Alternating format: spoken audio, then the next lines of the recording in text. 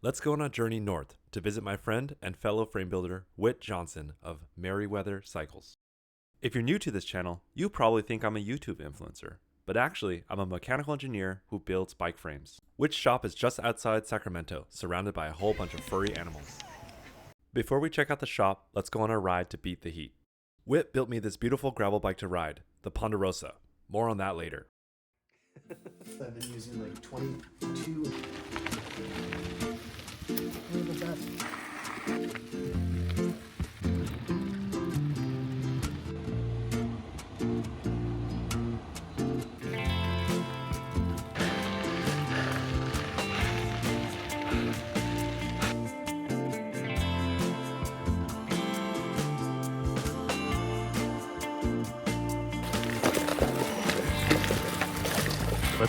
Oh, that's good.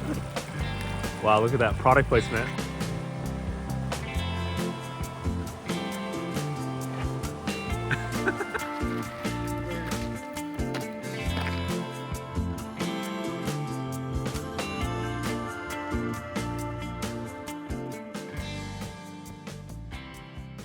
It's fun riding the local trails with builders because I get to see why you design things a certain way. You know, we sampled the portage handle.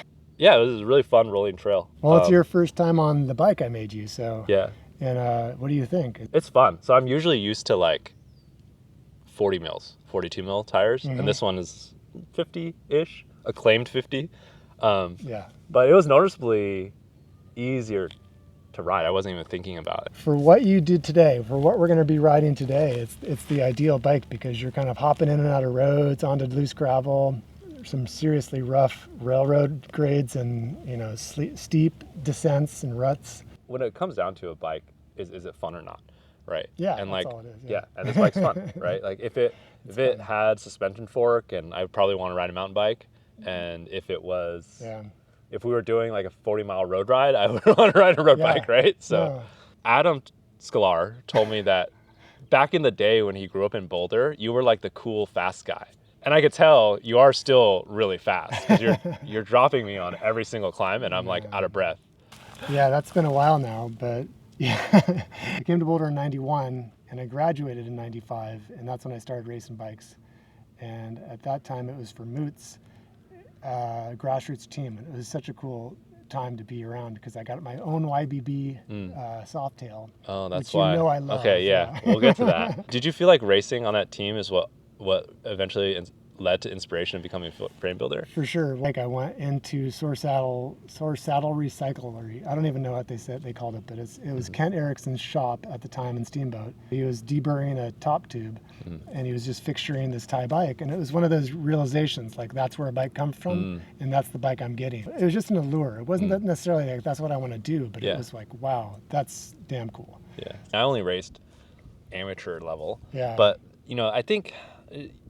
I think there's like some backlash in the alternate bike space about like racing not being good it's good and bad, but I do feel like racing does sharpen your skills, teaches you how to ride and train, and like gives you some purpose to ride. It's interesting because you do test your bike in a different way than you would if you were not a racer, because your goal is to go fast, and if the bike is going to hinder you, it's very apparent.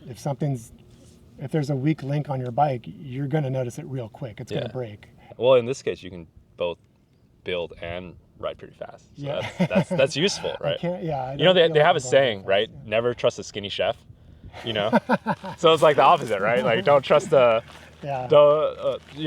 mean, I'm not the best shape right now either, but you should buy a bike from me. Yeah. But yeah, I mean, it's definitely good to know that your frame builder rides pretty fast and pretty hard.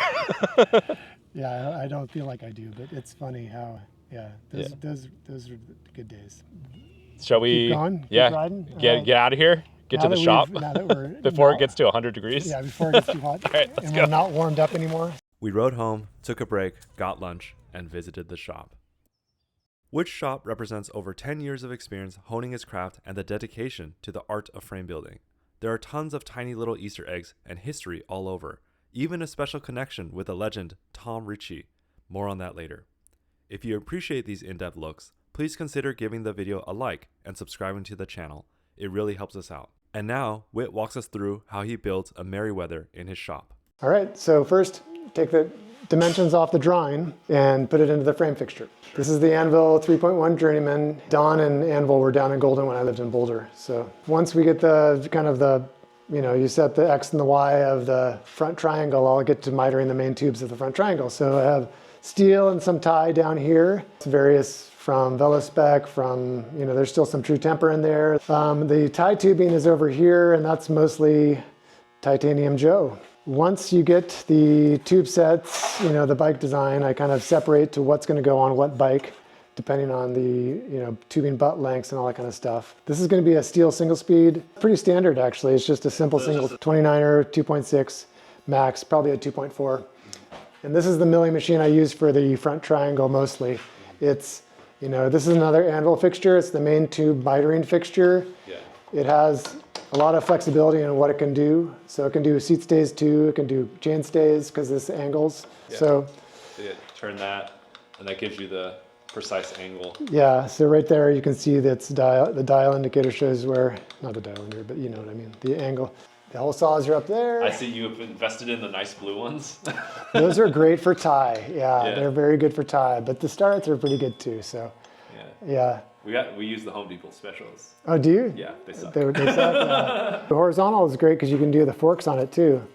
But this is the homemade fork fixture. Yeah, this is not a great fork fixture. I'm going to probably make something else, but it works for now. So yeah, big 1,800-pound horizontal index. And what do you use this one for? This is everything. Like, I don't know what I would do without this. I drill lots of holes and I do my seat stays on here as well. So you can kind of swing the head over and then set the angle and to whatever seat stays you're doing. This is my first horizontal that I got, which happens to be Tom Ritchie's old first milling machine. He said, I asked him at the Velo Cosmos last year and he said, yes, this is his. He put this motor on after it burned out. Wow. So it works really nice as this. It's small, but it's really rigid for doing chain stays. It's great. Yeah, this size of machine is actually my dream. They're actually kind of hard to find. They are, yeah. The horizontal is nice because there's less moving junctions. You want as rigid a machine as possible. And even though this is a 2,000-pound machine or so, it's less rigid than a less, a lower weight horizontal. You have a whole head assembly and all these joints. Yeah. What that means is that when you look at a tube miter, with a rigid machine, it's going to be very smooth like that. Yeah. If you have a less rigid machine, you're going to get a lot of chatter, and you're going to have to either file it smooth, or that's just less. It's just less resolved. So this is another Anvil. This is all I do my handlebars on because you have good access around it. You can bend riser bars on this. I developed this guy because his tie is hard to bend. Yeah. I do a lot of other random bends on this, like the long tail chainstay, seat stay braces, and other stuff. Then I have the Cobra with a lot of dies because it's so useful to do two at a time and get the bends totally precise and equal between the tubes. Weld the chainstays to the dropouts on the table, and then bring it over to the fixture and add it to the main triangle. Fixture it all together, tack it in the fixture, take it out of the fixture after it's partially welded, and then finish the rest in my park stand here. Any comments on this welder? I know nothing about welders. It welds? It welds. Yeah, it's an inverter welder. It's a 185 thermal arc. It's been really very reliable. I mean, knock on wood, I have had it for whatever it has been, 12 or 13 years, and it hasn't broken yet. So, yeah, final step is, reaming and facing and all that fun stuff, and then going and seeing if you need to align it at all. That's the alignment table. So this is great for more than just alignment. You can set up stuff here. You can roll tubes to see if they're not straight. There's a lot of little things you can do on this guy. How long does it take to build a frame? That's sensitive information. I can't release that. 2 months, 3 months? No. For some, no. If it's just like this single speed mountain bike, it'll take a day. But that's, I'm not sure most people. Most bikes I do not take longer than that. They'll take a week overall. So.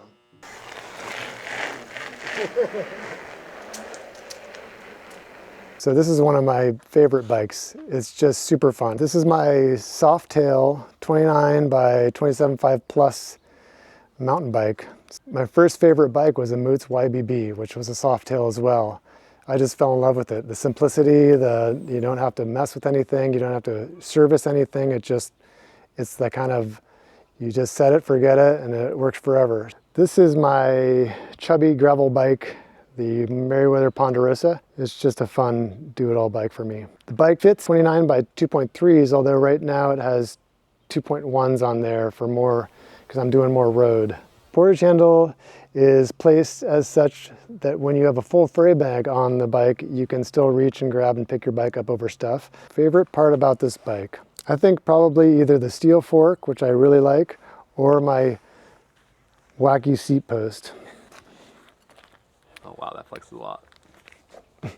As you would imagine, Whit had quite a few fun bikes laying around. Unfortunately, we didn't have time to cover them. Next, we sat down for a quick chat. Your 10th anniversary was last year? The first frame I made was in April of 2011. Okay. So, but the first frame I sold was a couple of years later. So Right. I'm not sure. I think that's what I went with, was 2013 was when I created Meriwether Cycles LLC. And that's kind of what I went with as the 10-year. Of those 10 years, what is your specialty or what are you known for? I think when I came into it, it was fat bikes because 2012 fat bikes got real big. And I was one of a few custom builders that would do fat bikes. So that, and then plus bikes followed the suit. My specialty was doing the more difficult builds where you were limited by chain line and Q factor, and you wanted to fit the biggest tire possible into those frames. Right. So you're known for putting big tires into short chainstays. Pretty much. And narrow Q factors. I don't know if I'm known for that, but that's what I've always done. So, yeah. Well, unfortunately, I think that's what you're known for. Whit is being humble here. He has been one of the key players in building bikes for new emerging wheel sizes. I mean, look at all these tires he's collected over the years. From fat bike midtails to even the mysterious 750D wheel size. In fact, the Ponderosa was originally designed and tested with the 750D wheels in 2019. Two questions. The craft change, the craft of frame building, and how have you seen the bike designs change over time? The frame building since 2010 has changed a lot. At that time, social media was not present. It was Flickr and MTBR Frame Forum and Velocipede salons. So a lot of those boards are where you learned about stuff. It was mostly kind of handmade stuff. Now there's a big push to, learning CAD and 3D and, send, cut, send now. You can do stuff and send it out and get it cut.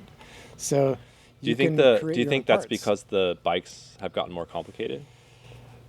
Or do you think it's just the level of frame building has stepped up? I think the level of frame building has stepped up because it all builds on what we've done what they've done in the past. But I wouldn't say that we're still just building hardtails. Of course they get put under greater stresses with the big forks and like what they're doing on them. And the speeds and such. The tires were kind of what pushed a lot of development in the past, like the tire size, the fat bikes, the plus sizes. We're getting to a point where tire size is less important in the mountain biking world. We've kind of topped out at 2.83. Now that's gone. Now we're down at 2.6 at the max. So once that kind of settled in, it's like everybody started doing CAD and trying to fine tune all those other parts of the bike that they wanted to deal with. Yeah. And that's kind of a neat thing to see. So when you started off, what was the most common builds that you were getting? I would do about 25 frames a year when I started, and it was mostly fat bikes and plus bikes. Oh no. Yeah. Sorry. Yeah. And it's one fat of those bikes, things, new standard every year. Every year. Yeah. It was incredible. In the middle period, let's say like 5 years into it, what was? Then it became mountain bikes and basically just mountain bikes, but I had a handful of fat bikes still. Mostly 29 inch. All 29 inch. Right. Now, what is your most common? Now it's gravel bikes. I mean, it's tie. Yeah. I've gotten into tie since 2019 and or so, and tie bikes, mountain and gravel bikes are my bread and butter now. And generally, what kind of gravel bikes are they? They're like the Ponderosa, so they're kind of a bigger tire gravel bike that fits, up to at least a 50, if not a 54 or 57. If you could build a bike for yourself, any bike, what would it be? I get wrapped up in what wheel size that would be, because I am looking for something that doesn't exist yet. And I would love to have a bigger wheeled 29er, something bigger than a 29er. 32. Something like that, Yeah. yeah. A 36 is fun, but it's a little bit too big for my proportions. So, yeah. But then that just relies on someone doing the tires. Yeah, we would need to invest A lot of money. 200K into Yeah. making tires, but Good tires. yeah, we'll keep that dream alive. Yeah, cool. All right. Yeah, thanks for your time. Yeah. It's fun. Between the ferns. Yeah. Meriwether Cycles is the frame builder's frame builder. And that's not because we send all our crazy customers to him. I think his fabrication skills and attention to detail are some of the best.